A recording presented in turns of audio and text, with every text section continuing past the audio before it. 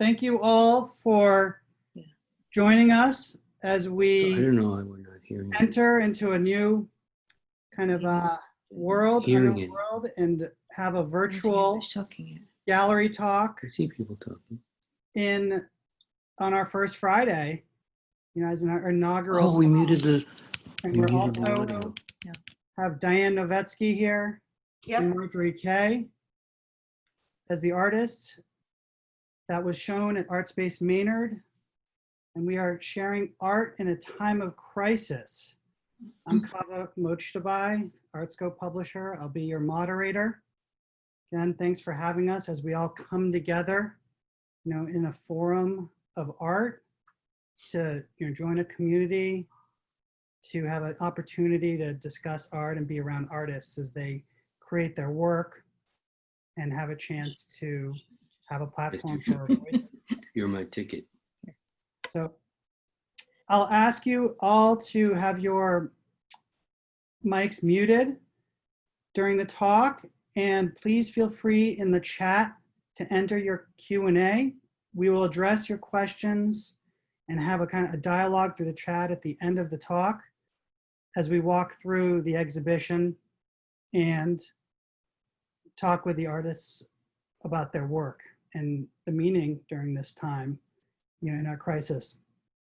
I'd just like to step back and take a moment as a pause to understand what we are all experiencing across the world at this moment. Of course, we are in a global pandemic, and I find it critical to all come together as a people, and art is one of the vehicles or ways we can do so.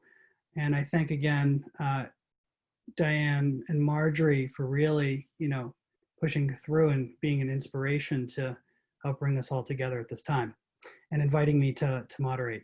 I'm grateful for that. So I'd be happy to now start going through process. First of all, we want to see what the installation is and talk about the exhibition and what we're seeing here and how it's relevant to our time.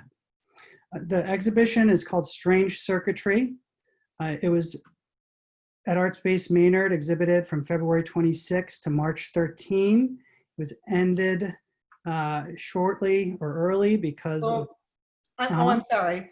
Yeah, it because ended early on March 13th, which was the day that was announced that we were going to have to shelter in place, or that the state declared an emergency. That's right, yes. And we were actually scheduled to have this talk the following week on the first day of spring, I believe, March 21. They came up with a great approach, an idea to say, how about we do a virtual approach? We can still bring people together. Understandably, art is a tactile experience. At this time, we still will have art around us, and we can see how important it might, it is to our lives right now.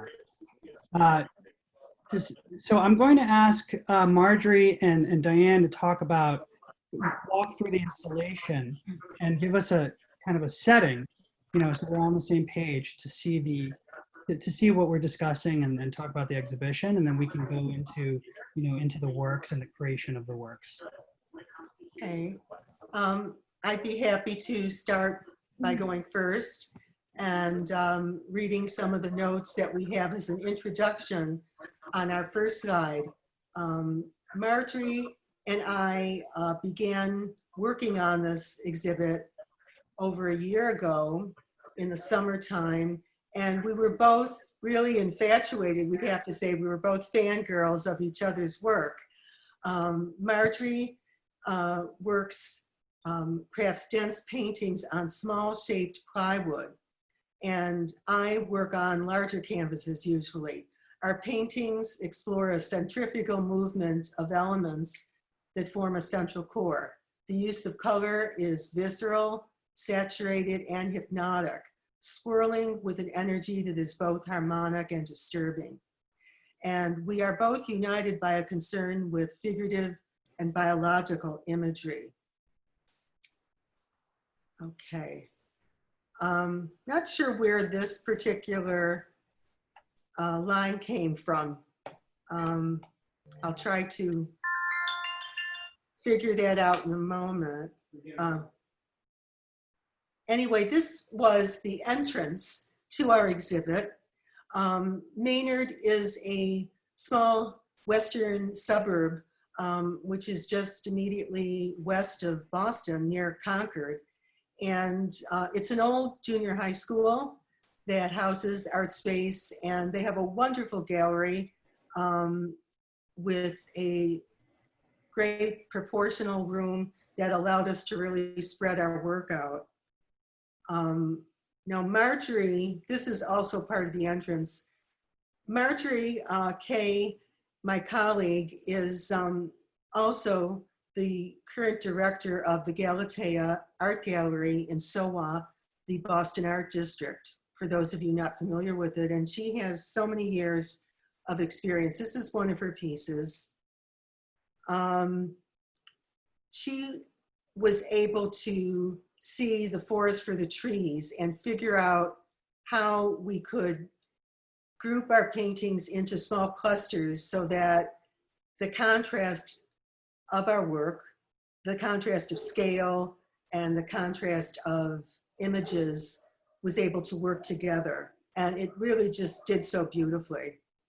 Now I'm going to take a break here for a minute and see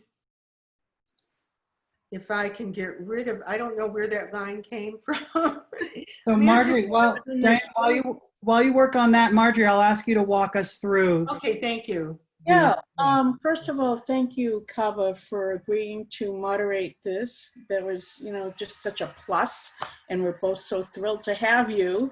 I know you for a while and know you to be like extremely articulate and observational, and I was thrilled that you were going to come on board with us. And Diane, I can't even tell you how much I admire what you've done and how you've put everything together. This presentation, yeah, I gave some input, but Diane's really the mechanism behind the whole thing. She has been just a powerhouse through this entire thing, and I give my thanks wholeheartedly to you as well. Not to mention the input of your, your ideas, your wisdom, your information. It's just been like amazing. And as Diane said, this is a huge space, and somehow our work does not clash at all.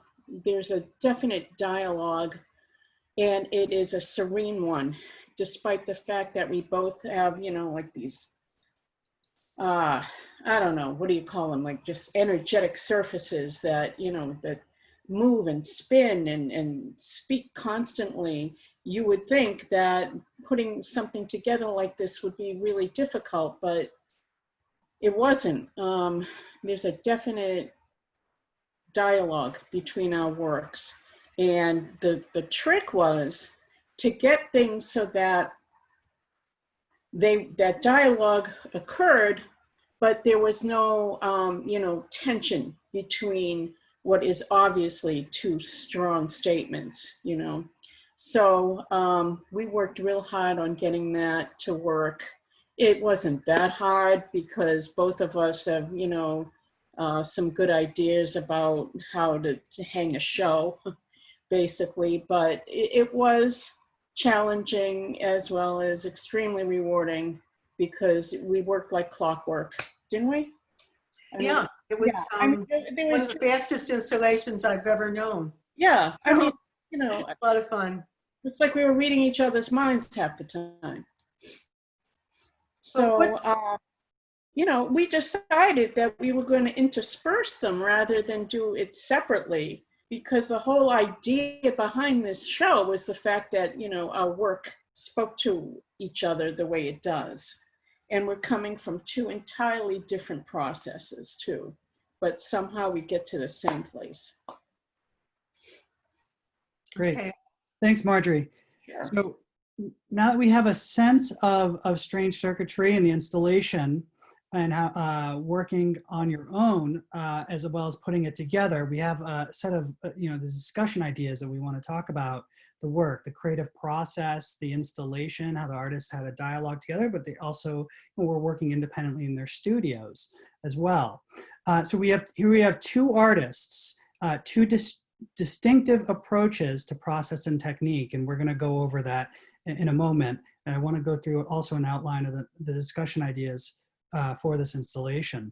Then second is we have if you're looking at the work, you can draw a sense of figurative and biological aspects of the artist's imagery. And also there's the color that we're seeing, and it feels like there's feminine components to them, whether it's the kind of the shapes that are taking place and the colors being used and the brightness. The next is we have the role of abstraction versus realism and the significance of color. So we can see, there's abstract work. There's also where we can maybe even see there's realism work. We can draw upon that metaphor. And then of course, then we see the color. That's the complementary aspect of what's kind of flowing through the dialogue of each individual creating their work. And at the same time, when it comes together, there's a complementary communication there. And finally, there's contemporary and historical references. I asked artists what their inspirations might be now. We're in this solitude and isolation, and we want to see what creativity means to us at this point, how we stay inspired and how we stay human, to bring, beauty and joy and grace in our lives now that I think we need it. And so these are the ideas, the outline I want to approach. We felt that it would be these topics would help help us understand the creative approach of the artist, and also how they would come together to put it together, and then create this beautiful display and presentation and installation. So would you, Diane, I'll start with you, or we have Marjorie, excuse me. Marjorie, we'll start with you, and then go to Diane on your approach to creating work. And what I want to say as a preface to this is folks who are watching this and listening, when you're in your own homes at this time, you might have some inspiration here to see what we can do in our own lives to be creative and creative human beings and artists in our own right. So Marjorie, I'll hand it to you to tell us about your creative approach. Yeah, you can see this piece here is that's plywood, and also I used something called rock hard putty to make smooth transitions from one piece of plywood to the other. Covered it with gesso, and then did the drawing on there. And as a matter of fact, if you excuse me, I will get it now so you can see. Because yesterday I had the opportunity to work a little bit more on this. So you can see this is, wow. Yeah. Wow. It started, that was yeah. So, what I do is I go in to each little individual shape, and I determine what these shapes really are. And 9 times out of 10 these days, I am so just engrossed in my surroundings, which are woods, and even before I got here, I just moved here about a month ago, but even before I got here, I guess something in me was anticipating being in a natural surrounding. So what started for me as being just selectively abstraction, for some reason just started turning into recognizable forms. And it was one compatriot, C.J. Laurie, who said to me one day, you're really into science fiction. How come you don't do anything like that? And I'm like, well, gee, I don't know. So I ended up starting on this whole series of work that started out with just sort of blobs in space and like, you know, that sort of thing. And then a lot of natural forms, like I'm sort of fixated on vines, and they were all floating in a night sky, usually on everything I do for some reason. But it starts out with just sort of sleight of hand. You know, I'm not really thinking. I'm allowing, you know, the inspiration to flow through my body. I call it spirit. And I try not to judge, because I know this sounds funny, but who am I to argue with spirit? What's coming through me? You know, I'm going to argue with that. I don't think so. I'm just going to let it happen. So my meditation is in the fine line and the drawing. It's really hard on these surfaces because, you know, they're not perfect. They're not perfect. I don't try to make them perfect. And drawing and keeping that fine imagery and that fine flow going on something like this is really not easy, but it becomes, you know, a kind of meditation and, you know, something that I just have to do. I also have been working on some flat panels too. And when I do that, I'm really focusing on the forms and the dialogue between the forms on the surface. So everything's totally intuitive. My whole approach is intuitive, as is Diane's. I think the difference is that mine is almost mechanically intuitive, where she's, you know, there's a real looseness and a real kind of ballet that she's performing when she's painting. You know, with me, I'm sort of working out some kind of mathematical equation. So we're kind of polarized, polar opposites when it comes to how we arrive at the same place, you know. So the color, again, I don't argue with what comes through. Once in a while, I'll look at myself and go, how come every single piece I do contains every color of the known universe, the known rainbow, even colors that we don't even see? You know, why is it that I use all these colors? And I've come to the conclusion that, you know, everybody asks themselves that same question. Why, you know, why, like my friend George Shaw, why does every piece he does, you know, he says, well, they're all the same color. They're all, you know, dark, and they're all, you know, because we have, as individuals, we have a kind of, I'm not going to say personality, I'm going to say more of an essence, you know, that comes through us. And the colors that we use and the colors that I use are just the colors that I am, that an artist is. You know, this is what I truly believe. And you know, if you're attracted to certain colors, if you're attracted to a way of approaching color, it's because you are that color. You know, there's no to me, there's no separation between the color and myself.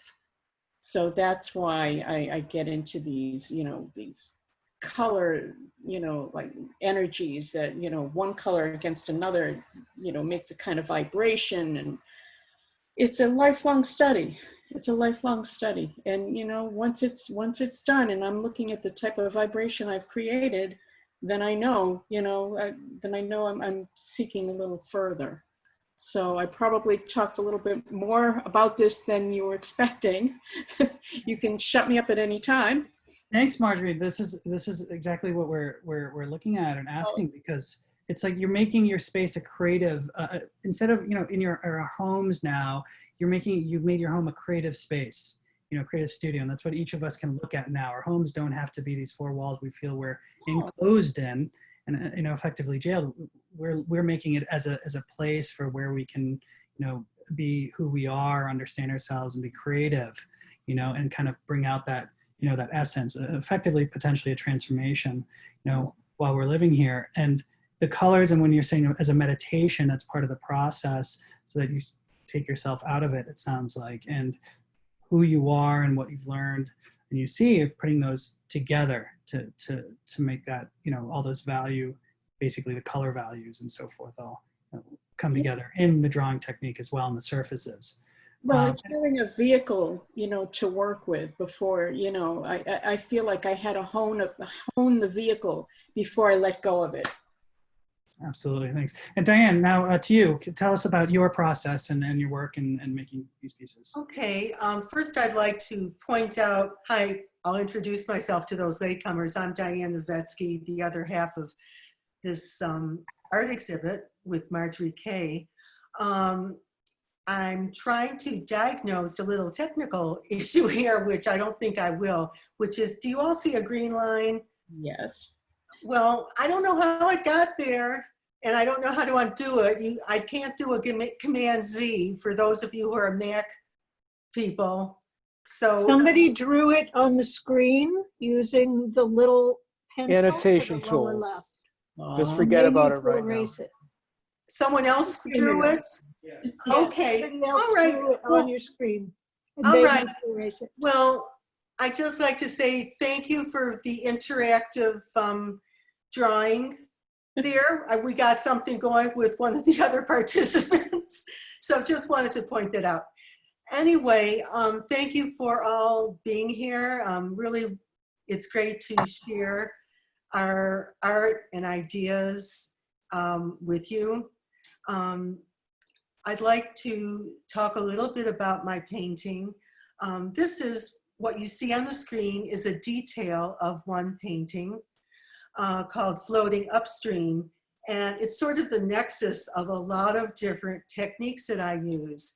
Among them are just painting simple flat colors. You can see the luscious confetti pink and the lemony yellow and the kind of burnt sienna. These are all colors that I try to apply with very liquid paint.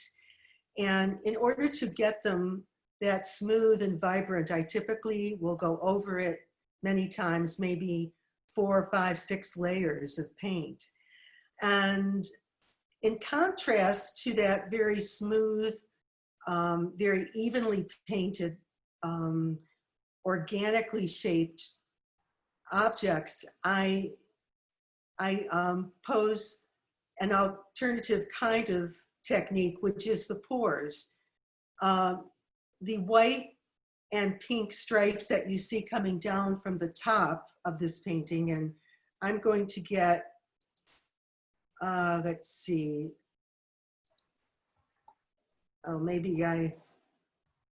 if you can see my little pink laser, these are all done by dripping paint, not exactly like Jackson Pollock, who painted on the floor. If you're familiar with that American abstract expressionist painter, my work is stretched on stretcher bars, and I usually have it propped vertically, and I put my very liquid paint in a small cup and just pour it from the top of the canvas down. And I angle my painting in such a way that I will get the effects that I want.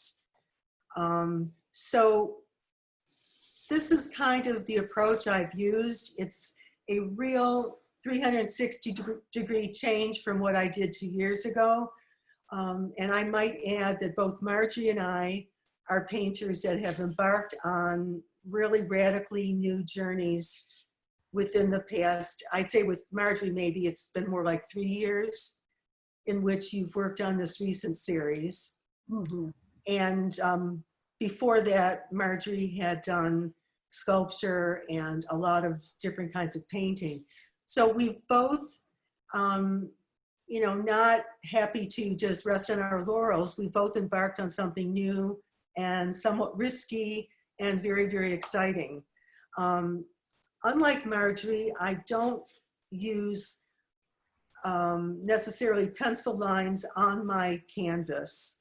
I might make some small preliminary drawings just to get the juices flowing, and then I work, and then I'll establish my composition with some charcoal or simple pencil lines, but not very elaborate. They're very simple because in the course of painting, I may change and rework the painting numerous times until I have it right. And fortunately, and hopefully, I get a feeling of freshness and all at onceness, and not a look that shows the intense amount of labor that actually goes into it. Many of my work, my paintings also use an almost symmetrical kind of composition. Where that came from, I don't know exactly. As I show you more of my work, I think you'll get an idea of that. A lot of the imagery that I use is really something that comes directly from the unconscious. I'm thinking color, I'm thinking form, and when I'm done, I think to myself, my God, how did I get here? Because the suggestiveness of the shapes, the biomorphic shapes, the shapes that may convey the human figure, are not something that I intentionally pursue, but they just happen.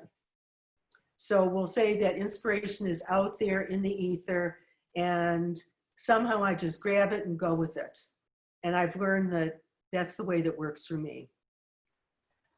Thank you, Diane, for sharing that about your work. It's fascinating how you also, in a way, take yourself out of it.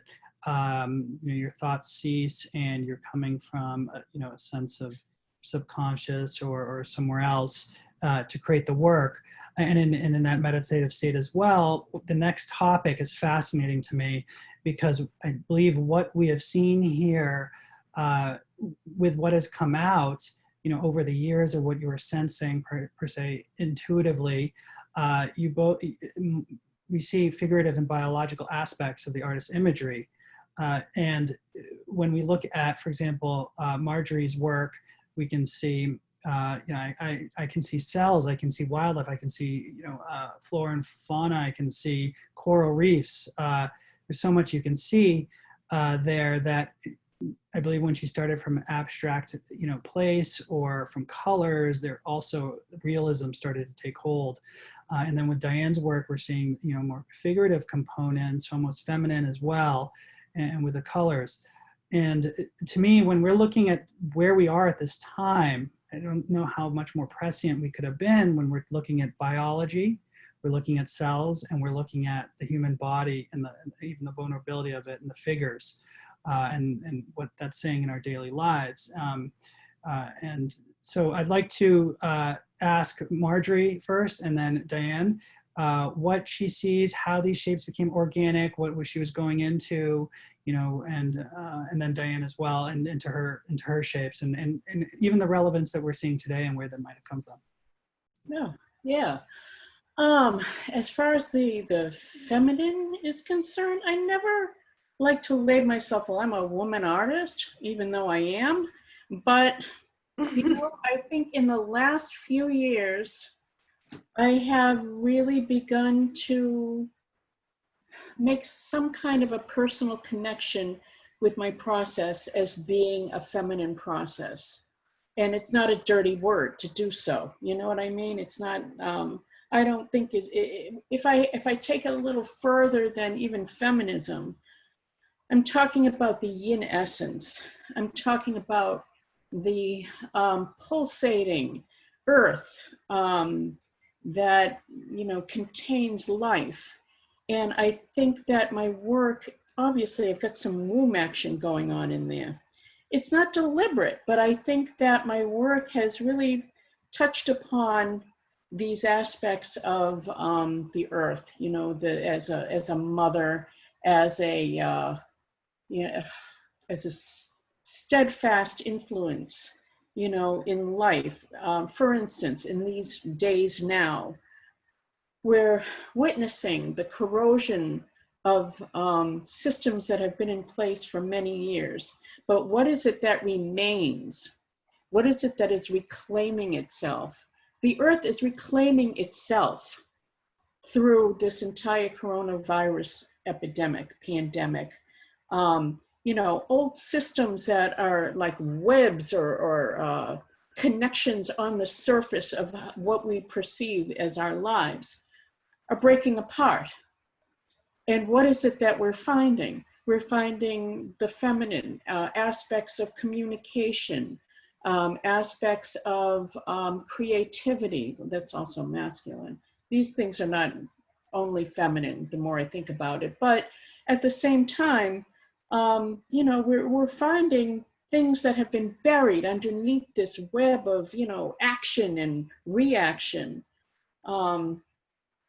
such as, you know, nature. People have been walking, people have been observing, people have been, you know, just eagle-eyeing on everything around them because everything has come to a stop.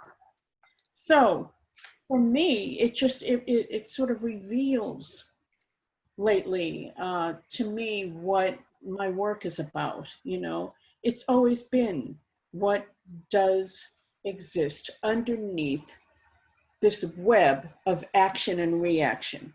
What exists underneath, you know, trains, you know, buses, schools, everything that we have been involved in, and politics and TV, and, you know, I could go on and on. But, you know, underneath it all, and if I'm not completely formed on my opinions here, it's because I'm sort of discovering things as I talk here right now because of this question, which I think is an amazing question. And I really feel like there's a kind of bubbling over of what I'm finding out by Kaveh's and Diane's questions here. Just a side note. So all of these forms of mine are what exists underneath the surface of the earth, underneath the surface of thought, of meditation, of action, everything. You know, I really feel that I'm digging through to find these forms, microbes, and fractals, you know, that make up life itself. So, you know, there's a balance, as it says here, a balance of polarity. I'm looking at certain shapes in this piece that's on, that you can see there, that to me are very masculine, that are geometric, and that, you know, that are kind of enclosing the feminine womb there, you know, protecting it. So, yeah. I think it's, if I can interject something, I find it fascinating that your forms are so organic, curvilinear. They sort of convey the sense of this open space, rabbit holes, or, you know, empty spaces that should be filled. And at the same time, parts of it are very geometric and relate to the idea of mathematical fractals. That's because, you know, there's sort of a little of both, where you can sense that the idea of the fractals, which are also a part of nature, a pattern in nature that can be reproduced many, many times. And I get that sense of your work. And I also get that sense of just forms from nature, be they Diane, plant-like or what. you take a branch, the branch leads to another branch. It leads to, Right. Right? You take that leaf, you keep zooming in and zooming in and zooming in. What do you get? Fractals. Mm-hmm. Everything is made up of, you know, certain components of reality. And fractals are infinity, correct? So is there really, going on? Huh? They can keep reproducing themselves. Yeah, yeah. So in other words, I guess what I'm saying is that nature, everything, ourselves, this desk that I'm in front of here, everything is made up of biological forms, you know, that are organic. But then, you know, there's a beautiful order to it all. There's a beautiful order. Yeah. And I think that's one thing we share in common, that while we have, you know, we both use biomorphic forms, we are seeking a kind of order, one in which we sort of govern the rules. I mean, there are no rules in art. We Right. just create our own sense of order. Right, right. Here's where we're talking about, so Marjorie, you're talking about like nature and biology, you know, which are natural components not made from thought underneath. And you know, we're looking at basically the cessation because we've had our human condition, and our human condition has led us to the world we have created, which is now coming undone. And in the cessation of that, we are going, of our human condition, we're going back to, you know, the intelligence of nature and the internal, Yeah. and our biology. And in doing so, that to segue into, you know, Diane's work, where we could look at the figurative aspects in our human, you know, or human, you know, body and where we are, you know, materially as well. And then ask her also about, you know, let's ask you, Diane, about your components of your work and where that's coming from and how you came into the, you know, kind of the figurative realm. Okay, sure.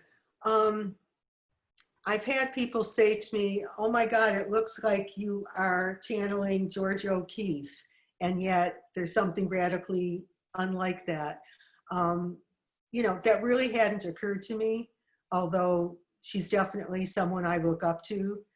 The way in which these shapes happened, basically, was I wanted to create simple biomorphic shapes that did interesting things to the picture plane. I love the look of forms that almost seem to be rabbit holes. I remember the first time I showed Marjorie my work, she said, wow, you have all these little rabbit holes, places to kind of get lost in. And I don't, you know, I don't know exactly how that happened, but I know spatially, if you think about a lot of abstract painters, they're trying to shake up the picture plane. They're trying to say that, you know, I can, through color and shape, I can make things come forward and go back, sort of like Hans Hofmann, another abstract expressionist you may have been aware of. So I'm trying to do that sort of spatial, you know, spatial magic, spatial shaking up the plane. And I'm also very interested in what happens on the sides of the picture plane. I love incorporating the corners. I love seeing what will happen to these little spaces. As I was working with these larger sort of pelvic-like shapes, I realized that, you know, it's undeniable. You have to face facts. You are creating a suggestiveness here of the human figure. So it sort of snuck up on me, and I realized that there was definitely an anatomical, skeletal, what have you, kind of sense to it. It's interesting to me. It's not the only element that I'm working with. As I said, I consider myself first and foremost an abstractionist, but I think these two levels of meaning, both color, shape, and figuration, are parts of the puzzle that I work with and that I'm discovering. So I guess that's all I have to say about it at this point. But I might add also, another part that snuck up on me was that a lot of people would say, well, there's definitely a very sexual aspect to this. And, you know, as Marjorie said, I feel that I'm not necessarily a feminist. I'm a woman, I'm a painter, and I just speak from what I know, what I feel. And these kinds of forms are going to happen. I want to create shapes that are fierce, that are strong, that have an in-your-face impact. My work isn't subtle, it's not quiet, it's not shrinking violets. I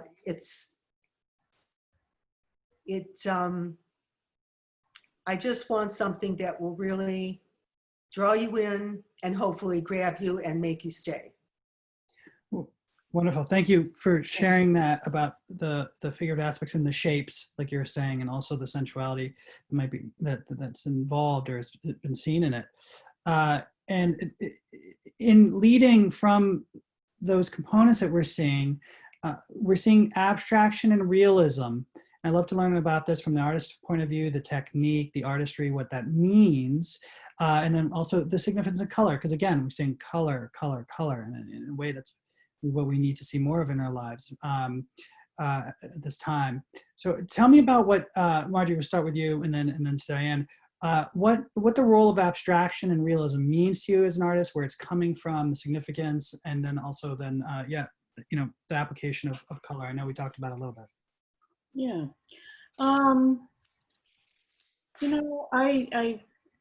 My work was totally like abstraction. I did not use recognizable forms at all. I spent a lot of time, doing things like this. Just happen to have it here.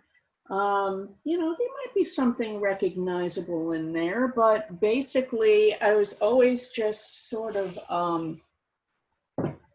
investigating forms and just a sleight of hand drawing and the color itself and the form itself for its own sake. And the further in I got, the happier I am. Well, that still is, the more I can take something and take it apart, the happier a woman I am. I'll draw something, and unless I take it and I divide it and divide it and divide it until, any more division would make me uncomfortable and I'd have to use like a -0 brush or something. It's just what I do. I'll take a surface and just divide it up. Now, I told you how I ended up looking more into recognizable form. And then once I started, it was just my approach to recognizable form is to treat it as just form itself. So that when I'm drawing, say, these critters here, or these what ended up looking like flowers, or these vines that are on there, they're the vine shapes. They're not, I realize, yeah, those are vines, those are plants. But when I'm working on them, they're form, they're abstract, they're form. And I procured a book, it's called Art Forms in Nature, that gave me a lot of just my head exploded. Looking at these diatoms and looking at the sea creatures that you've never seen before, plant forms that are just like mandalas in themselves. I realized that, even when I was doing abstract, I was a realist, right? And even doing so-called realism or something that's more recognizable, I'm an abstractionist. There's really no difference for me between the two approaches as I work on my process. However, when the finality comes, all these recognizable forms, they have meaning. I tend to look at them more as gestalts, like a Jungian meaning, the vines, eternity, there's galaxies and zephyrs and floral forms and, parameciums, amoebas.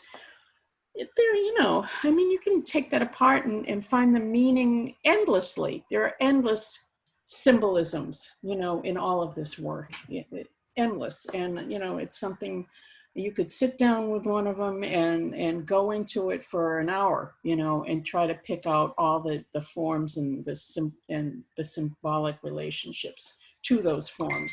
But when I'm actually working, it's just me and the form as an abstraction, strangely enough. The color, again, it's all intuitive. I see a shape. A shape will actually demand a color, or not demand, but suggest a color. You know, like I look at something and the color is there already. It's like the piece was already done before I even did it. You know, I look at a shape and the color is there. You know, so there's no real, it's almost maybe not even a split second between what I see and what I do. Great, thanks, Marjorie. It sounds like you're listening, you're watching yourself and the movement within you from the abstraction, and then as you observe outside as well, it's this movement back and forth from the inside and outside.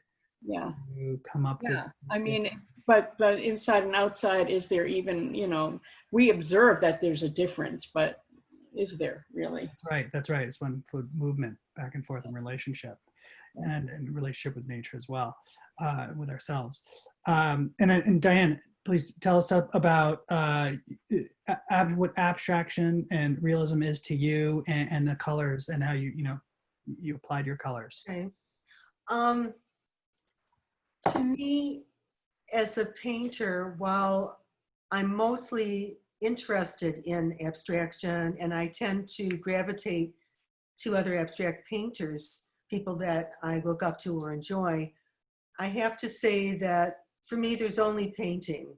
It doesn't matter if it's abstract or realism. It's just there's painting, there's good painting, and bad painting. So it's not really important. It's what you do as a painter to color to the picture plane. I don't think there's a hierarchy. I've always been very interested in a painting that was suggested by landscape or water. And in this current series of mine, I've really turned the corner and have really gotten much more abstract. In this particular painting, one of the most abstract, because it kind of borders on geometry, I decided to use a shape that I liked, that I found in medieval sculpture and architecture, the quatrefoil, which is basically 4 circles that overlap each other. And I just loved the feeling of form, the simplicity and yet complexity of it. And I decided to do sort of a tricky little game with it and insert a geometric form in the middle of this 4-sided circle, and sort of expose a cross-section, kind of expose a feeling of what lay on the other side. So in this one, I'm kind of playing around with an illusionistic approach. And I think it works. It has sort of a pop arty feel, which I like. And it is heading to, you know, a more strict abstract quality. So I guess that's the neck of the woods I'm in now. But at the same time, as I've spoken about for some of my other paintings, there's often that suggestiveness, because even though we deal with abstraction as artists, we're people, we're humans, and we can't help but convey a sense of our humanity. You're always going to find that elements of nature, elements of the human figure come out, even in the most abstract shapes. So that's sort of the quandary. We can't avoid one abstraction tipping over into the natural world and vice versa. So I kind of play with both. So right now we're seeing in the state in which we're in the crisis, our vulnerability as people, the abstraction to me that you're describing, and yes, turning that corner is to me, I think, a sense of the unknown. You know, it's where we don't know where we're going. We're in a foray. We're all in this together, and we don't know how to, I think, devise that into a literal, prediction yet. I mean, so that is a searching to me in that abstraction. At the same time, being human, like you're saying, and the figure, is telling us about, we were talking about environmental activism. Now, we're even talking about biological activism and our very essence of who we are and the pieces, and that's, coming out as well. So really, attending or approaching the unknown with who we are, in our bodies and people in our environment. And the colors, tell me about the colors when they're coming out to you. As Marjorie was saying, I work on a very intuitive level. However, we both, and I can only speak for myself, I'm interested in certain kinds of color situations. And it seems to be using color that has an intensity, that has a saturation, a depth that feels like it has the power I'm seeking. I do tend to use I still will use a pastel. I'm very interested in black. I'm very interested in neutrals, but I guess the saturation of the color. In other words, a color that is, that has the kind of brightness, that has the depth, is sort of what I'm after now. Wonderful. All right. Thanks for telling us about the color and what you're working on in a sense of, yes, the power to I think maybe send a message or our voices right now.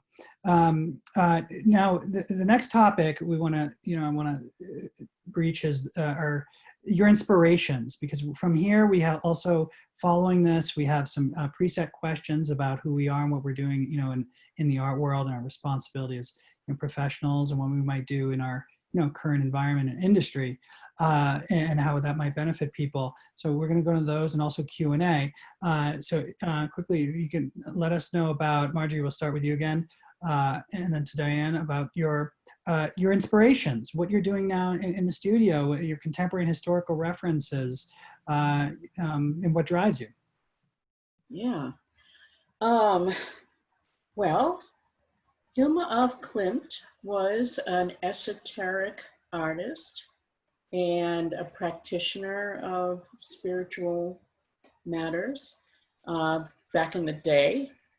And she, much to her credit, didn't want anyone to see her work for a set amount of years, probably 50 years or so, when she thought the world was ready for it. And so when was it? Last year? I think it was last year. Yeah. Yeah. Last January. Yeah, at the Guggenheim. And what can I even say about this show? To me, I've always worked, and I'm going to say it, and it still seems like, people will roll their eyes, but in the realm of spirituality, I've always worked with that approach. Since I can remember, it's always been, for me, a kind of investigation into who we are, the meaning of who we are, and, what are we? Who are we? And I did mandala forms for forever, for a long, long time, in the 90s and early 2000s. Always a little skewed mandalas, not like, real symmetrical, but definitely based on the mandala. And when I saw this Hilma af Klint show, it was like she was giving everybody who worked within that kind of framework the right to do it. And I know that sounds like, what is she talking about?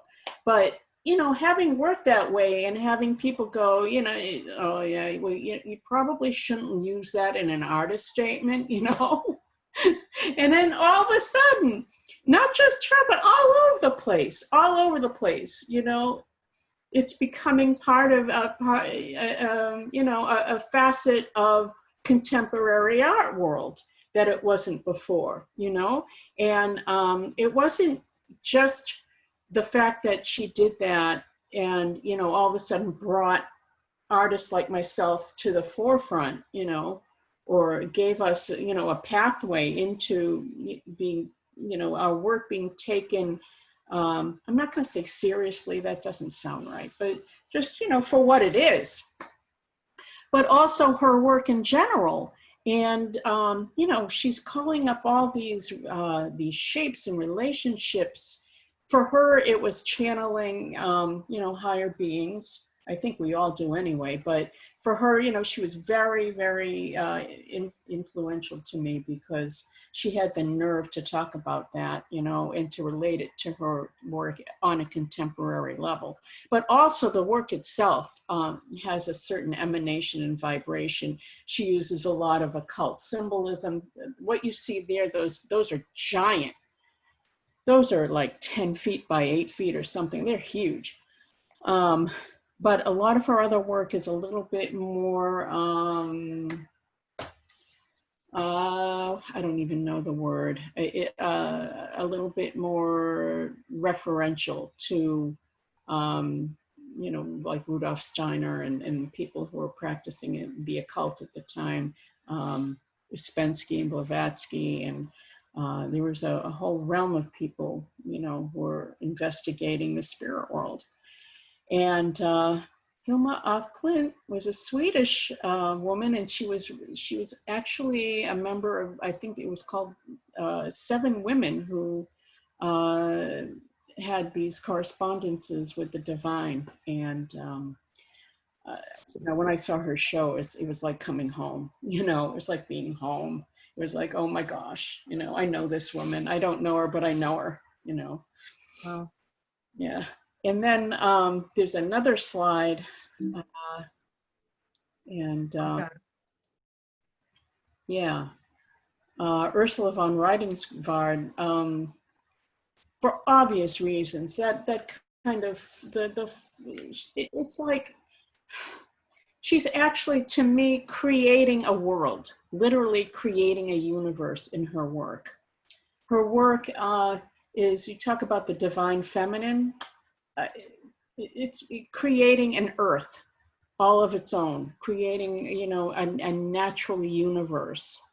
And when I was sculpting, I became aware of the fact that there were a whole slew of women artists that are sculpting, you know, and that are using these kind of divine feminine action and form in their work. And, you know, people used to ask me, who do you relate to as an artist? And I'd be like, I don't know, but once I became aware of like these people, Ursula from Rijtenswaard, Chakaya Booker, I'm like, yeah, I definitely feel a kinship with these women, you know, creating their own universes. And it actually transfers well to my painting, my sculptural painting as well.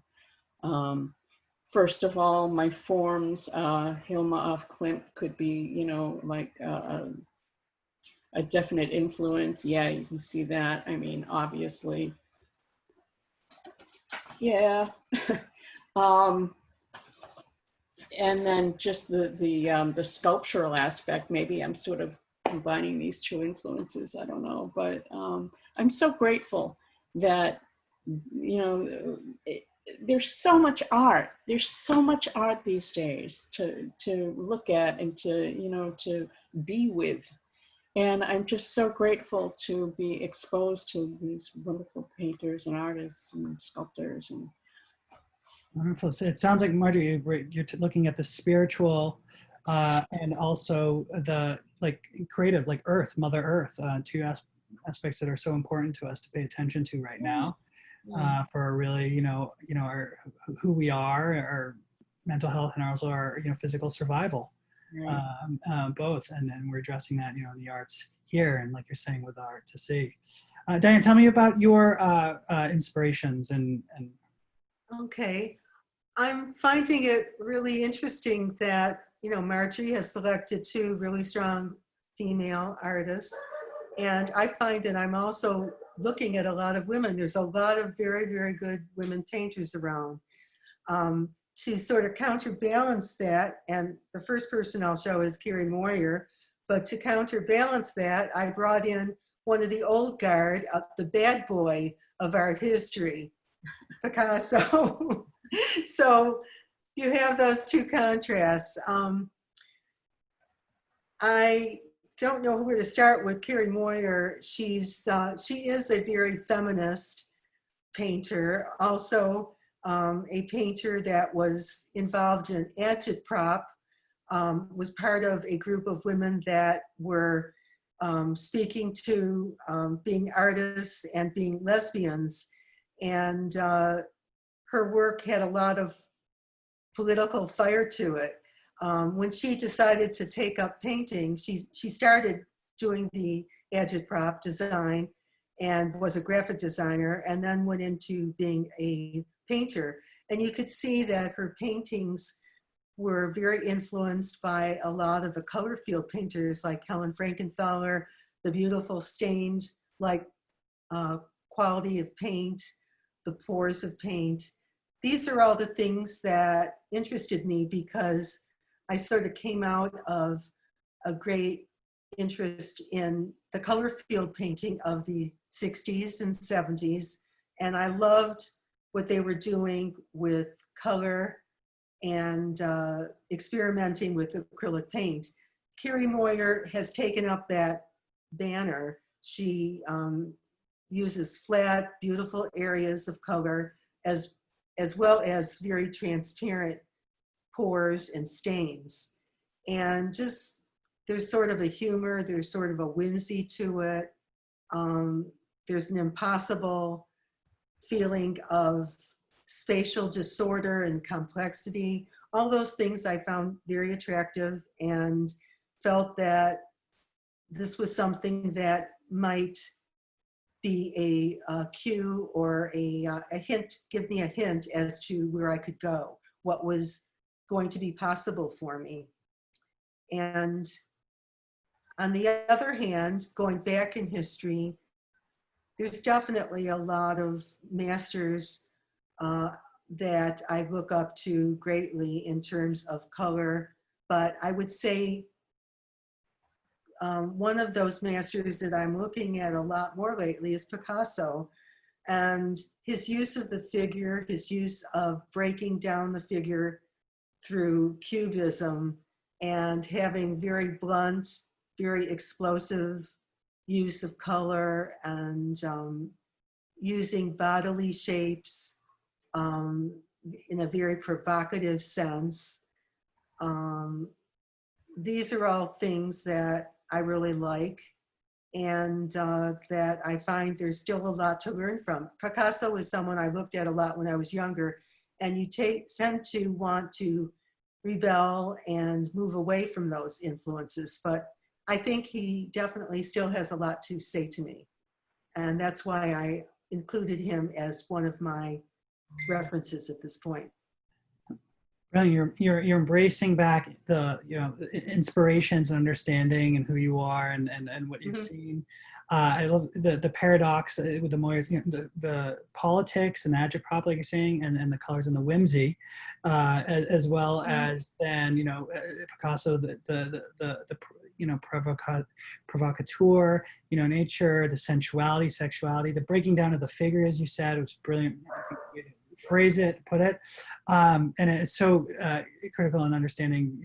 We're talking about politics. We're talking about whimsy, paradoxes, and what we're. Well, in Kaye, I don't think Picasso. No, that was Moyer, right? And then Picasso, you have the sensuality, and then look at where we are with the social distancing, and how it seems so. You have the Babel here, and then now you have where we're all kind of separated now, and even in our own homes with our own. I think that's true. I mean, we're all talking about art, and we're doing it through the internet.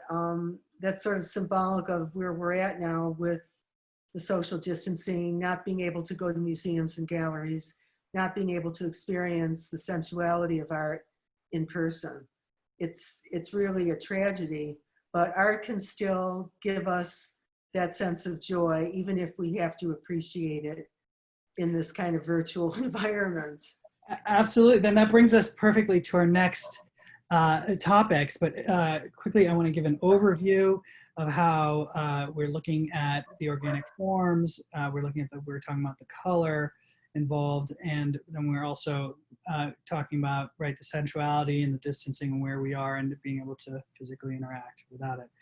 And now the portfolio, you'll see the close-up pieces, each one we go through, that's in the installation and exhibition.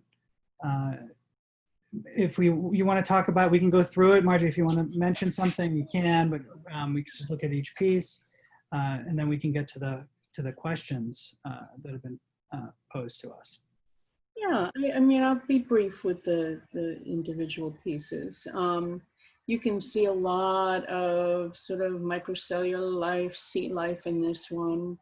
To me, it put me in mind of a volcanic, the water that,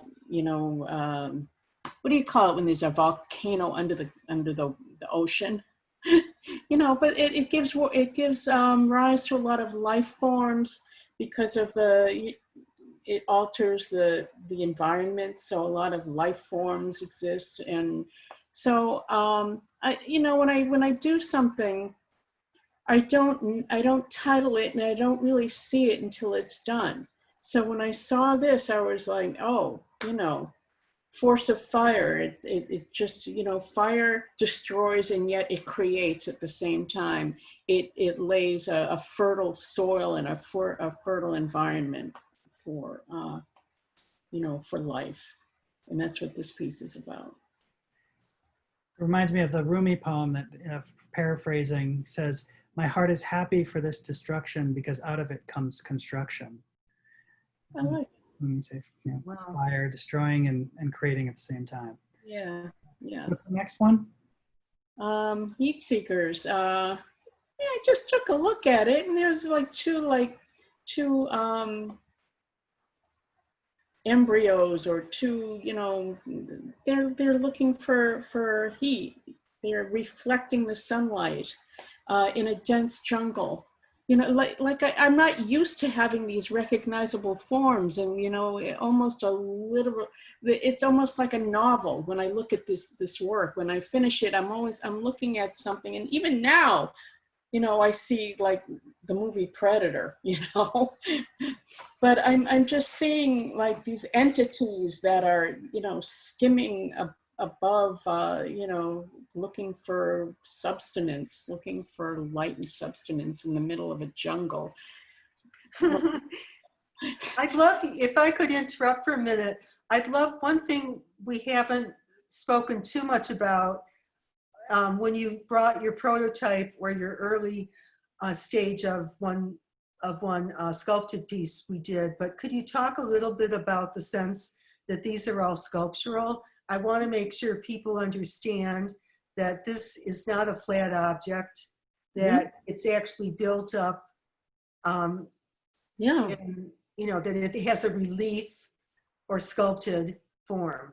Yeah, I mean, if you look carefully, you can see, like, nobody can see my finger doing this, but you can see. Well, you can see the shadows, right?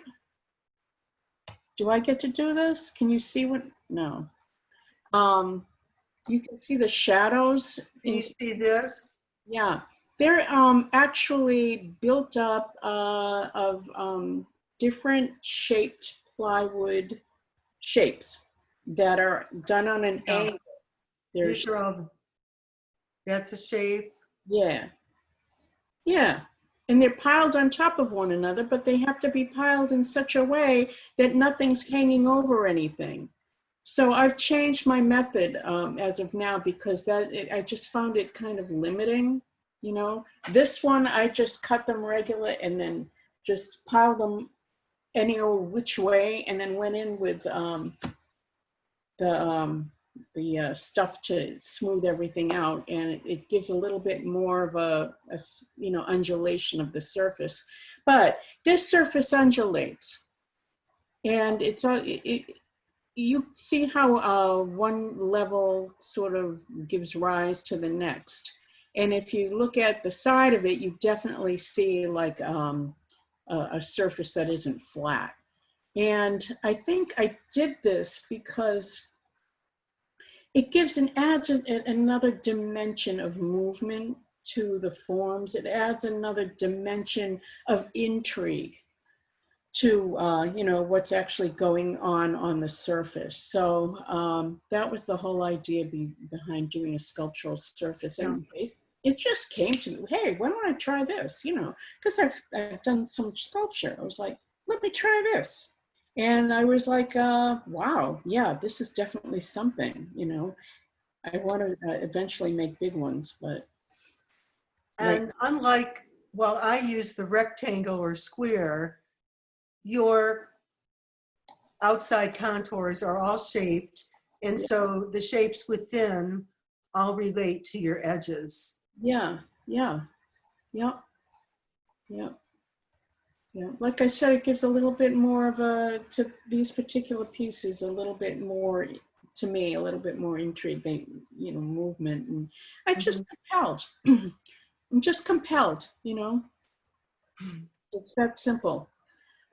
This one called Pastures, boy, I really got into those vines with this one. I really love doing these vines. I don't even know why, and each one is different, and it's just compelling to me. And all that blue, but you can still see the night sky. You can see the zephyr and the little probes in there and galaxies. And to me, I guess like I've done a lot of combining, our Earth with space. And I don't know why I'm doing that, but it's almost like I'm lying on my back on the earth looking up, so that I'm looking at our natural world, maybe trees, and then the space beyond it.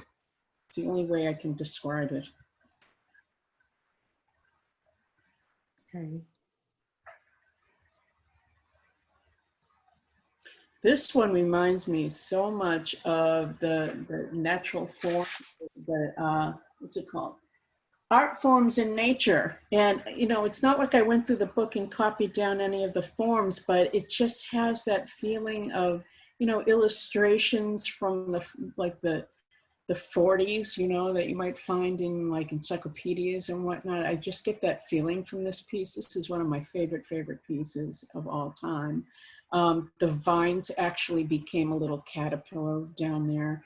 It speaks to me of the transitions of life, going from caterpillar or going from a seed to a flower. And it really wasn't deliberate to do that, but that's exactly what happened. So it's just, to me, it speaks of the evolution, not only physically, but spiritually, and it's been protected by these swimming forms that are in there as well. Marjorie, in this one, I see a macrocosm and microcosm. Yeah. With, like you're saying, the outsider transformation with butterflies, so forth. That as the macrocosm, the microcosm, I see DNA, RNA, Absolutely. molecules, And cells. this form is so much like just a microbe, or, cells splitting.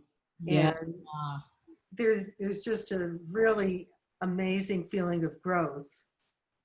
Yeah. It to me, this is probably the most obvious symbolically to myself, Mm-hmm. That didn't start out being a sunflower, but well, things happen. I don't usually like to make things so obvious, but you know what? It's what it is. And Well, I don't see it as obvious. oh, good. I just see it as multiple layers of many, many different things. Yeah. Yeah, and that DNA form was a big surprise to me. I'm delighted with it, actually.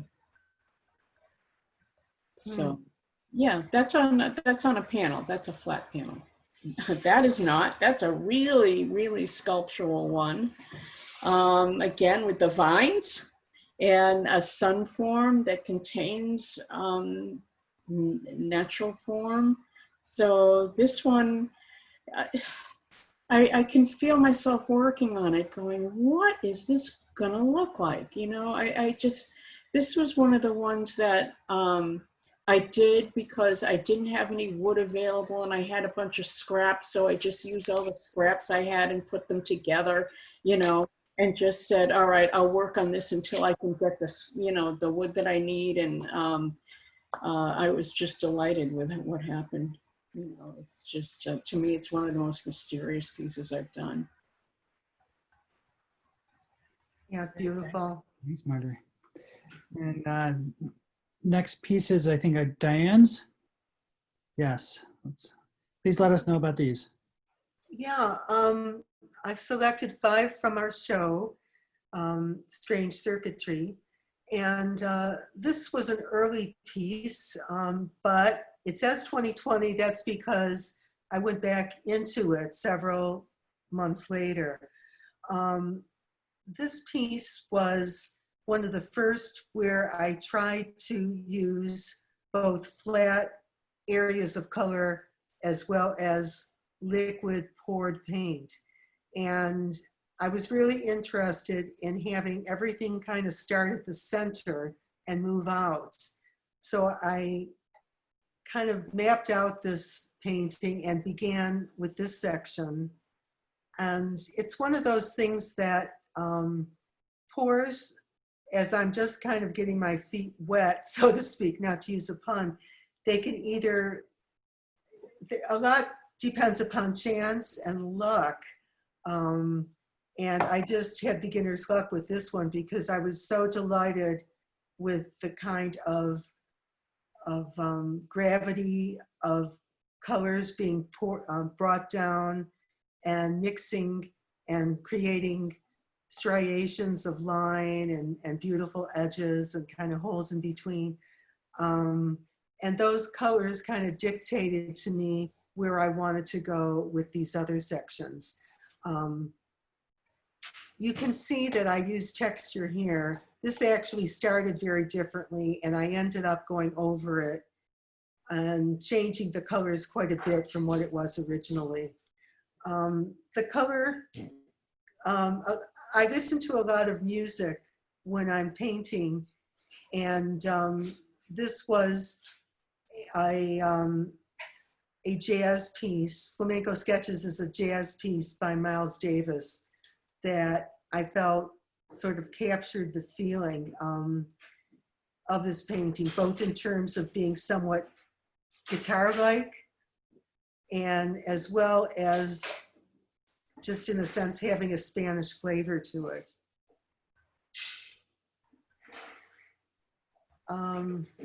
Another painting from this year, most of these are from last year or this year, in which I decided to continue with the success I had with the central pour and have sort of wink-like forms emanating from that.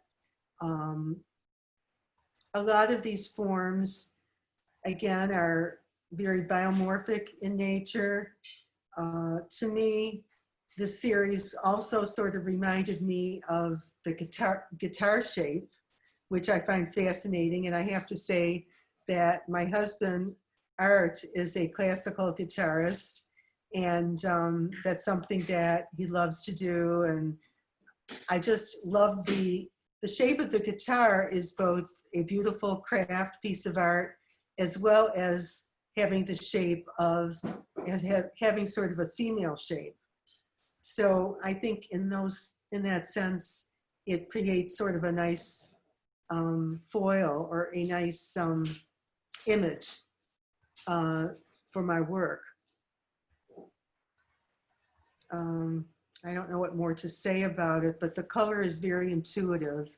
And I'm also interested in some fun things such as exploiting drop shadows. Sometimes I'll use tonal areas that look like shadows created by forms that are out in front of other forms. And that's kind of, in a sense, drop shadows sort of come out of graphic design. You don't see that really in abstract painting, but it's something that I found was fun, and it added a sense of spatial complexity to it. So I decided to go for it. Yeah, I love how it folds off the center like that. Yeah, yeah. I Yeah. was, as I mentioned in an earlier slide, I'm interested in symmetry. None of them are perfectly symmetrical. There's always something that's just off Mhm. that gives it a little motion, a little imperfection. I don't use masks. I don't often use masking tape. I don't use stencils. I like to create paintings on the fly that has a feeling of maybe searching for the perfect, but is not quite perfection. Because I don't think anything should be perfect. Diane, do you listen to music as you create some of the work? Yeah, definitely. I listen to a lot of jazz, like that previous one was from a Miles Davis album. I listen to classical, really a lot of different forms of music. I listen to a lot of modern, more minimalism or music that is like Philip Glass, music that has a very modern composition, that is a structure that's, very progressive and experimental. When you look at music, when you're listening to it, it's a musician or artist inspiring or helping, assisting a creation of a piece. And these pieces around, I can picture those musicians in their studios are having art around there. So the artists Right. inspiring each other. Yeah, I think that abstract painting has an awful lot in common with jazz rather than classical, although I do enjoy classical a lot. But the idea of experimentation and of, creating things on the fly is very much a part of how I work. The spontaneity. Spontaneity. Yeah. Improvisation. Yeah. It's not planned or motivated. It's Mm-hmm. living in the moment. It's freeing. Yeah. This, I should mention that most of these are medium to large. This is a small painting, and it's actually jam-packed with a lot of ideas. The idea of using a slice of texture, the liquid poured paint, the flat color. It's all kind of thrown in a bag together, and hopefully I made it work. It's something that I just do like to take chances. I like to take risks, and I don't like to repeat myself.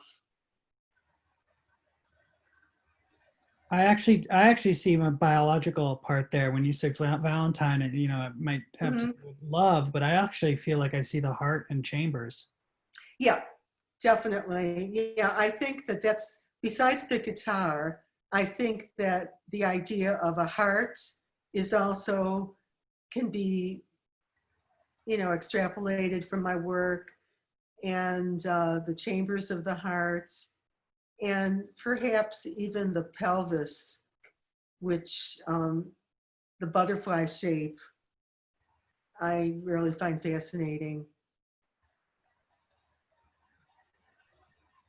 And you can kind of see that here, both the heart, pelvis, chambers of the heart. Yeah. This is, unfortunately, there's a typo here. It's 60 inches by 54 inches. So I'm not trying to rush, but I'm just hoping that we can have everyone hang in there to take question and answers. So This is the final one, which I kind of spoke about earlier.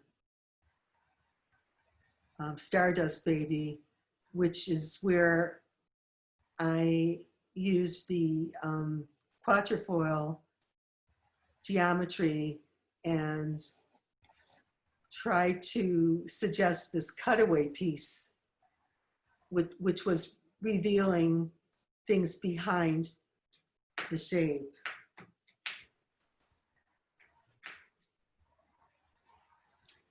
So we were posed question. Thank you, Diane, and sharing the specific pieces, and I think it tells a lot about the work and also inspiration in the shapes, and to sense that there's some commonality in what we're seeing, interpreting, and what you're creating.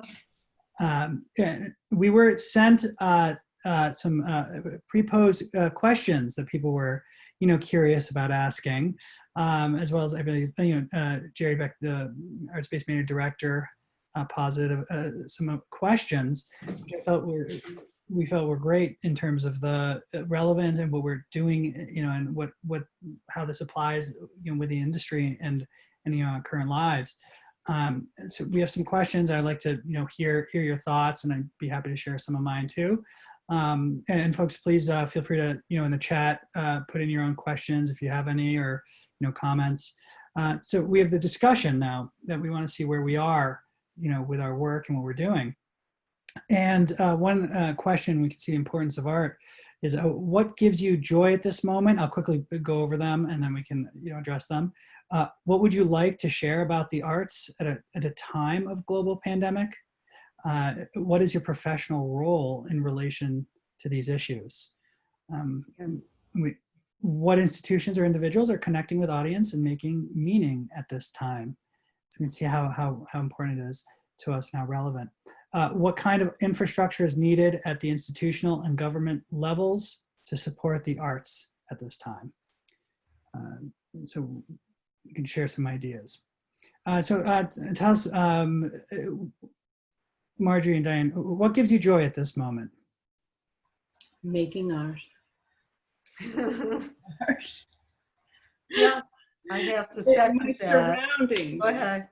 Joy and my surroundings, making art, knowing that when this pandemic is done, that there is going to be a much more connected art community. There's going to be a more connected community in general. I can see it happening. Like someone said, there's all kinds of apocalyptic movies in which, people are like at each other's throats looting and, you have every person for themselves, et cetera, et cetera. But right now, people are coming together in a way that, never would have happened otherwise. And I believe it's because all the wheels have stopped turning and we're relying on each other. If I'm going to relate this to the art community, we're relying on each other and everybody's sharing their work with each other, and it's supportive and wonderful and joyous in spite of all of our fears and our difficulties at the moment. The art community rises to the occasion. Absolutely. Well, I'd like to say that I think it's just incredibly fortunate among all the, really challenging and really horrific aspects of this pandemic. It's very fortunate that we do have the technology to stay in touch, to communicate, virtually, if not in person.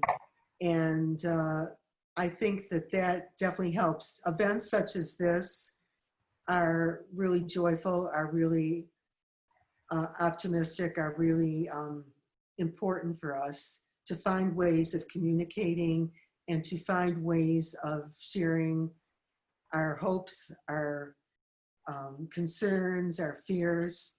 I think that this kind of global technology, we've really become, as Marjorie has mentioned, sort of a global village.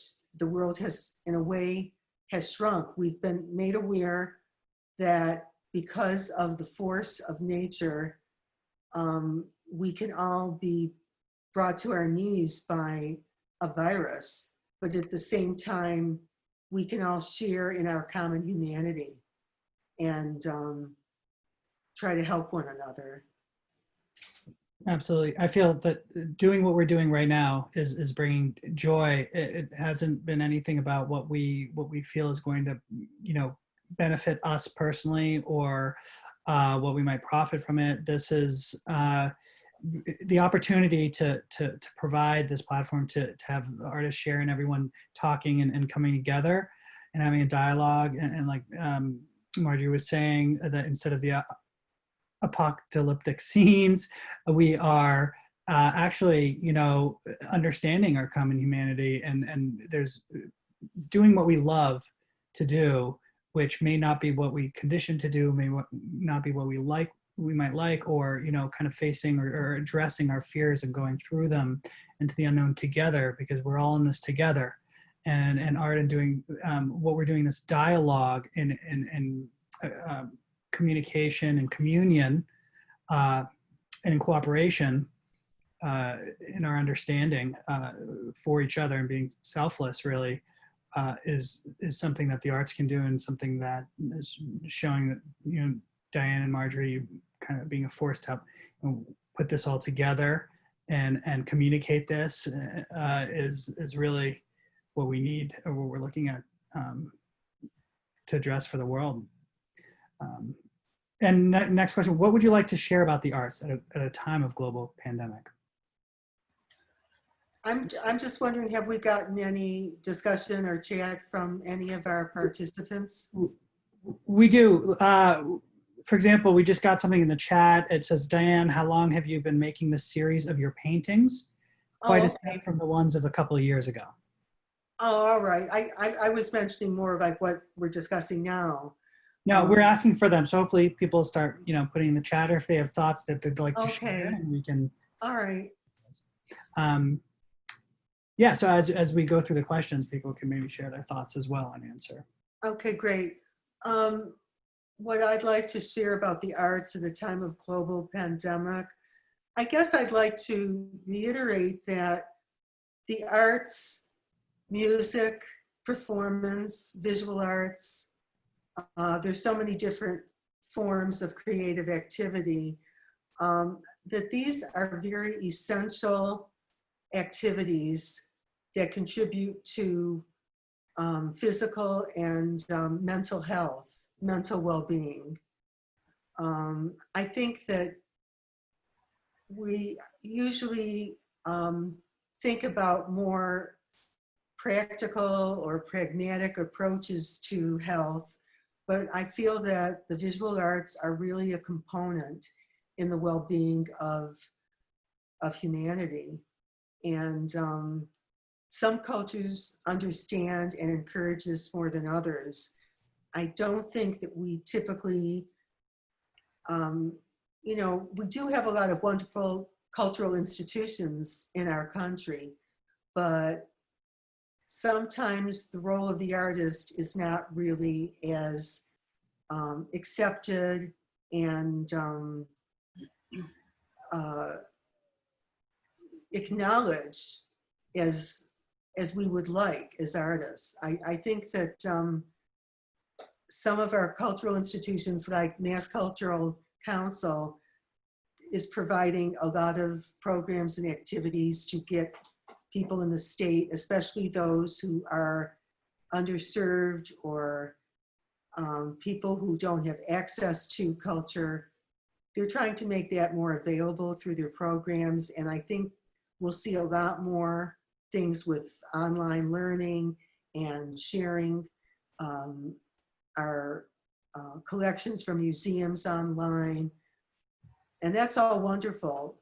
But at the same time, it presupposes that everyone has computers. And while we've been, I've been lauding the fact that we have technology, it's a fact that not everyone has access to computers. And so what will we do now to continue to make the arts available and to continue to share the arts? As an artist, I'm concerned about that, and I see that our world is changing. I don't know how we'll end up, but I hope for the better. I hope I'm not sounding too negative, but I'm apprehensive about how we move forward. So, Marjorie. Well, I think, you know, the entire world is being sort of redone in a lot of ways. The economy is going to need a lot of work, and we have the opportunity to rebuild on a more humanitarian level the economy and how it affects the people involved. And the arts are no different. We have a chance to reevaluate how the arts affect the world in general, and we're finding out. We're finding out. There are museums that, as Diane said, that are offering, you know, virtual tours. The ballet, you know, you can watch ballet performances, the Metropolitan Opera, you know, it was actually so many people went to the Metropolitan Opera to get their broadcasts that the whole system broke. So Yeah, it tells I you know. something right there, right? So I think we have an opportunity, and the opportunity is, folks, don't forget, you know, how the arts, you know, kept you buoyant during this time. What would we do during this time without, you know, what the arts have offered all of us in one way or another? Be it, you know, Netflix, you can even call that the arts, right? Oh, I include film, definitely include films. Yeah. Yeah, so, you know, this is an opportunity, and we as artists and art professionals and art lovers, we need to make sure that we bring to the table the reevaluation of the arts in society, and to make sure that, you know, the arts are taken more seriously, and there's more funding, and there's more appreciation. And so that we can be on the levels of some other countries that treat their artists like, you know, they're wanted. And that'll give the opportunity for everyone to participate more in being creative themselves and Yeah. give themselves a voice, like staging, films, Yeah. paintings, the music. Yeah, I think so many people being homebound, everyone wants to do art. And, you know, everyone is learning to, maybe they can't go to the museum, but they can sit down with a sketch pad and crayons and teach their children about creating a drawing. I think so many people are rediscovering some of those pastimes that, because of the world of commerce and, you know, the busyness of everyday life, they haven't had the time. Now we all have the time to do these things. Art is allowing us to bringing people together and having time slow down. Yep. So we can, pay attention again to each other, be aware. I'd like to share a quick anecdote that I heard where anthropologically, there was the time of the Homo sapiens and wondering, I think historians were wondering how we survived. And at the time of like predators and Neanderthals and so forth. And I think that's the time when they found the cave paintings and ancient musical instruments. And what they believe is that, if I'm correct, what they believe is that music and the arts started, you know, when they were painting, they were showing it to each other. When they were playing music, people were listening and coming together, you know, around the fire. So everyone started to commune and to congregate. And in that congregation, it actually left the predators and the danger at bay by being together and being safe.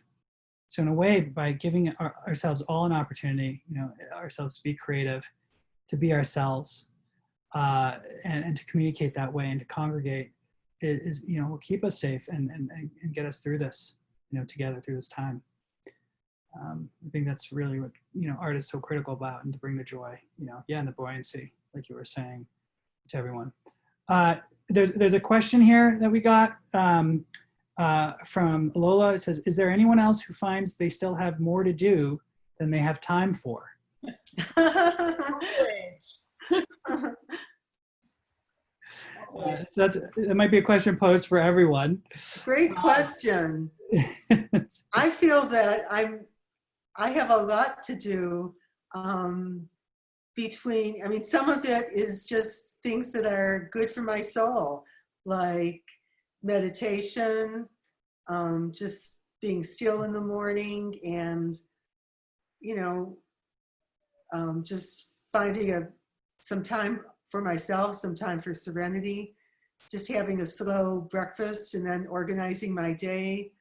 I find that sometimes we feel so busy, but a lot of it is just plain busyness. But now maybe we're getting at the heart of what things are really important to us.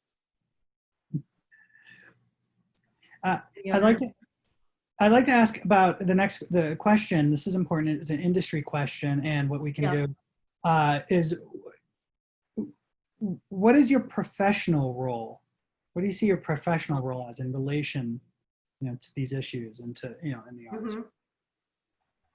Can you clarify that question for me? Like your professional role in relation to these, to what we're doing. For example, I can describe what I believe my professional role is in publishing and in media is my responsibility to create and allow a platform, to allow dialogue, to create voices, for artists, to let people know about creativity, to let them know what they can do at this time in their own homes and inspire them and induce that dialogue, to have it be done in a cooperative, a positive way and in a compassionate way. And that's what the arts does. So to have the opportunity and to have the responsibility to provide this access. And one comment I see here that Brad Matthews mentions, he says, great to even virtually get out of the house too, thanks to sharing artistic creativity. And so I'm grateful for that. And that warms, that's warming, that's heartwarming, because people, are starting to see, be with each other and out of their own heads, and, in connection, what we're doing. So that's what I see as my professional role. Okay, that's clear to me. Well, for me as an artist, and, I think the intention of our art as artists varies from person to person. And so that the intention of your work is going to have a different impact on people, during this time. But for me, my work, I hope, that it just provides a little hope, because I'm coming from a place, and I think my work is coming from a place of hope in spirit. And I just hope that I am relaying that there's a broader picture, that we're all kind of weirded out by this, but there's a bigger picture. There's a bigger reason. There is, trans-global reason, a spiritual reason, a reason, in your own home, between the people you deal with on a daily basis. There's a reason for all of this that goes beyond, oh, it's here to rip us apart. Well, my whole feeling is I can't wait until we're all together again and we can hug each other and share, a drink or a meal together and just be together. I can't wait. It really makes you appreciate those things that are missing. Yeah.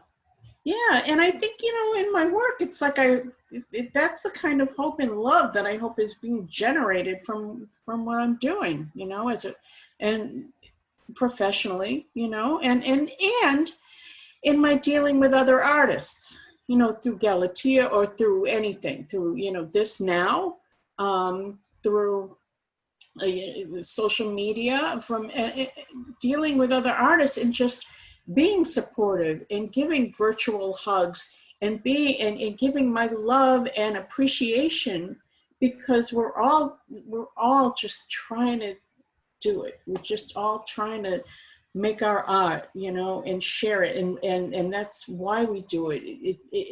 Because it emanates something. It emanates from the heart. It emanates from a higher reality. And That's what's going to get us through. I totally agree in seeing that, you know, we have more in common as artists and as people in general than we have separating us. And so much that separates us is really unfortunate. So much, I was reading an article about the art writer Jerry Saltz. He's just written a book about how to be an artist.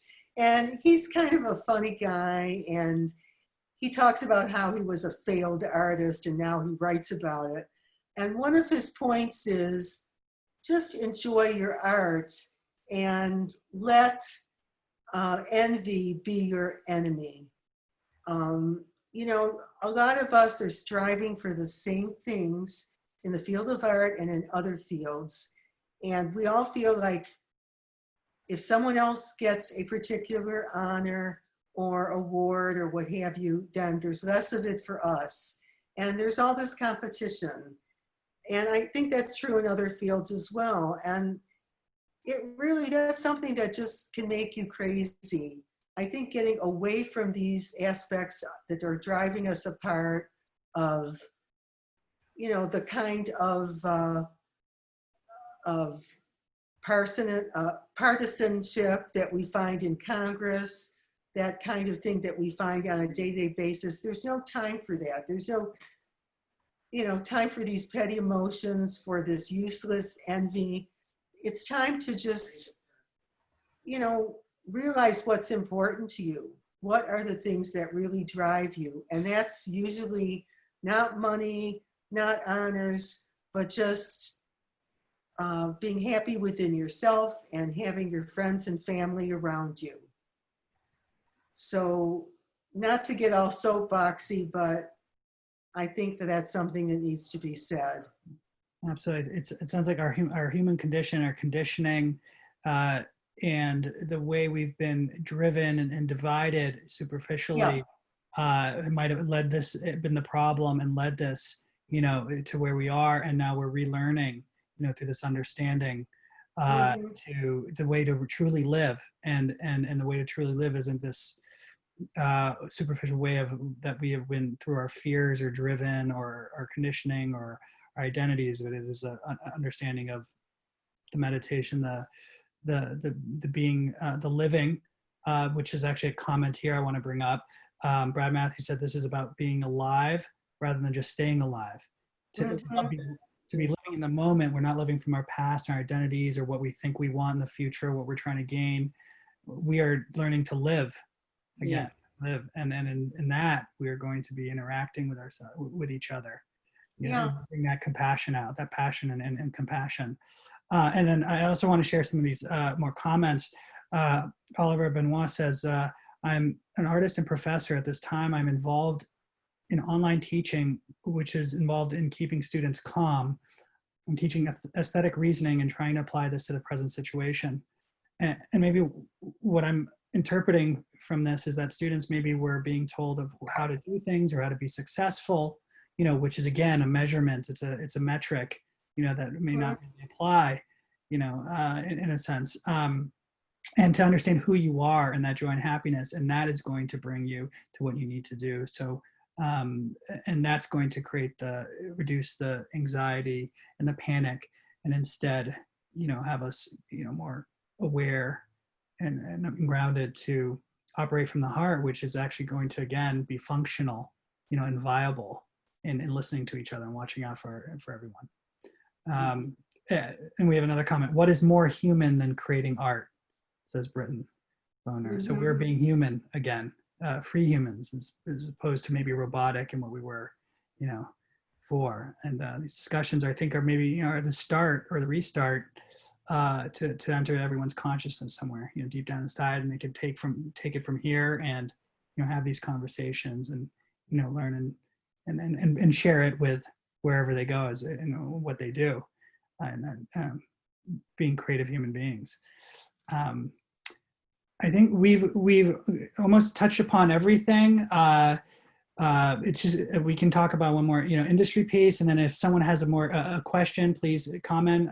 Because I don't think we have a specific question for answering, but we do see great comments on appreciation of sharing this in in-depth talk and people learning more. Someone says than if they had just, attended a First Friday an opening, and this is getting to the soul of the matter, as we're hearing here.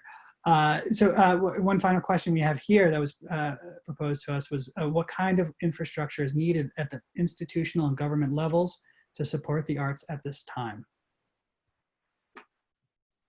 That's a good question. That's a big one. That's a really big question. Funding. Well, yes, funding, and also the kind of government that recognizes the need Perfect. for the arts. I'm not sure we have it at the moment, not wanting to get into specifics, but, and of course, when things are incredibly desperate as the times are now, a lot of people in government feel like this is the last thing we need to worry about is the arts. How to make them understand that it's something that is really so conducive to helping people and providing them with the kind of emotional and spiritual needs that they need at this time. Yeah. Margie, do you have anything to add? Do you have I think Diane really hit it when she said that, government needs to be more approachable about it, needs to be more supportive, needs to realize, and not just the big institutions. People, and it starts also with, people who donate to these giant institutions, and that's wonderful. I'm so glad that, the Museum of Fine Arts can function the way it does, but. Well, they just laid off 300 people. Well, I'm thinking in terms of pre-pandemic, but yeah, but there's also the galleries that need to be sustained and the artists in them that need to be sustained. And there's so precious little funding for artists, so precious few grants that artists can get, I think it's gotta start with appreciation, for, and inclusion, I don't know. I guess people know that artists are gonna make art no matter what. And that's a beautiful thing, and it's a good thing. But I think that a lot of people don't think that we need to be funded or that we need any help, or we got other jobs. What the heck do we need to? Why should we be able to sit and play around in our studios all day? Then you think it's an alternative. What if a world without artists? What a world without art? They don't see it as being, important and viable and difficult work. It's difficult.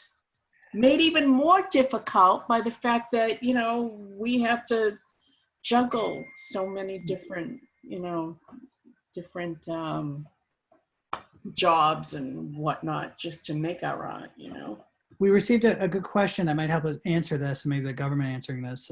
Oliver Benoit asks, how can the arts benefit from the stimulus package passed by Congress?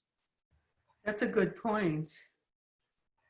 Well, I think that nonprofits are going to receive various tax abatements and funds, grants. Isn't that correct? Yes. Are they? Are we? Not individual artists, No. but nonprofit organizations that can, that have a certain kind of operating structure, like I think it's 501c. They will be getting government grants so that they can make their payroll and continue to do their work. Good. We can even rephrase and look at the question as in, when we're looking at when we're learning art, or when we're creating, and from there we feel free, we're teaching ourselves, when we feel okay to think for ourselves. We can think creatively. We can think outside the box. We can do critical thinking, based on the inspiration of allowing ourselves to, create work ourselves and have our voice, and not just, be told or listen to what to do and then do it. So we have some, autonomy that way. And in doing so, we can even show how, coming from a basis of art, anything else that we do might come from a place of, like you're saying, the heart, or from compassion. So the efforts and the money that are put in, through our, operating creatively, are going to live in a more viable world than what we've done in almost overreaching through greed, I would say, and like Diana was mentioning, envy, because even like this pandemic that we've met is because we've gone too far into the wilderness, and the wildlife that have the viruses are now interacting with humans, and the viruses are not really, don't affect the wildlife. They're natural in their own ecosystem. But when we go in too far, they have to now live in the corners, and then when we start getting, I think, bringing in the virus into our own ecosystem.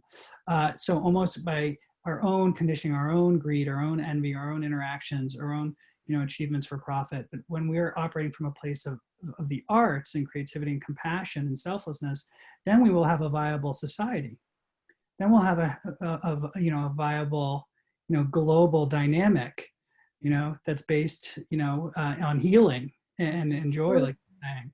So maybe we can also bring this talk to our representatives that remember that coming from the right place, then we'll end up in the right place, right? The first step, the means is the end. So maybe art is, the most critical at this time, and we will then be able to use the tools we do have to feed people, to remember to, shelter everyone, to remember to have, they have clothing, apply our logistics, on a human basis. And so the more where we have that way, the less stark things will be, and the more understanding and compassionate and joyous, like you're saying. So maybe, that it brings about that way. And, again, and then in education, look at our schools, like they kept changing the schools. Someone brings about information about our public schools and the undervalue, of the importance of art, where now, we don't even right now have schools operating. And so we have to really pay attention to what we've done, and what we need to do to start letting people have their own autonomy and creativity again, and to operate from that place. But I want to thank everyone for joining. We've been a solid 2 hours here, and it's quite a talk. It passed. That's amazing. Quickly, yes, and participating. And again, thank you, Marjorie. Thank you, Diane. Thank you, really, Kaveh. you're welcome. We hope that, I believe we'll be taking this, putting it online, or somewhere people can watch it more, or share, and hopefully this is the start of a fantastic dialogue and virtual kind of connecting to go together at these times. I think we have many more questions than we have answers, which is pretty expected, but I think that just coming to this level of discussion is really a good step. Yes, I agree. Thank you again for everyone for joining us at this talk, Strange Circuitry with Marjorie Kaye and Diane Novetsky. Thank you. Yes, thanks again. Have a Good night. Thank you. Make